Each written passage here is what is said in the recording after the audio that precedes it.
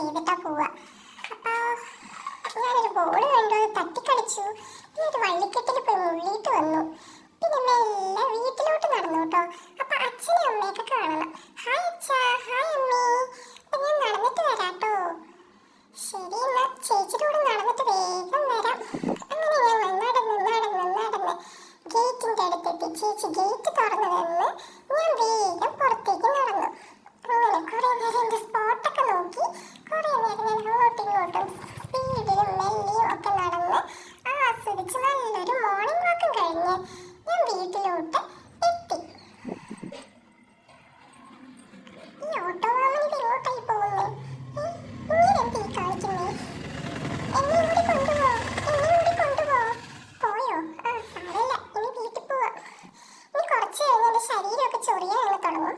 ചൊറിച്ചിൽ കഴിഞ്ഞിട്ട് വേണം എനിക്കിനി എന്റെ കളിപ്പാട്ടമൊക്കെ വെച്ച് കളിക്കണം. അതായത് ഞാൻ അമ്മയ്ക്ക് ഇപ്പൊ തേങ്ങയൊക്കെ പൊതിച്ചു കൊടുക്കാറുണ്ട് കേട്ടോ. പക്ഷെ അതിനു മുമ്പ് ചേച്ചി ചായ കുടിച്ചപ്പോൾ എനിക്ക് നേരം നീട്ടി. പക്ഷെ എനിക്ക് വേണ്ട, അവള് കുടിച്ചതിന്റെ ബാക്കി എനിക്ക് എന്തിനാ? പിന്നെ ഞാൻ നിങ്ങളോട് പറഞ്ഞില്ല തേങ്ങ പൊതിക്കുന്നത്. ഈ തേങ്ങ ഞാൻ എപ്പോഴും അമ്മയ്ക്ക് പൊതിച്ചു കൊടുത്ത് സഹായിക്കാറുണ്ട്. അത് കഴിഞ്ഞാൽ പിന്നെ ഫുഡ് കൊണ്ടുവരും അമ്മ. അത് കിട്ടാതിരിക്കാൻ വേണ്ടി ഉറങ്ങുന്ന പോലെയൊക്കെ അഭിനയിക്കട്ടോ.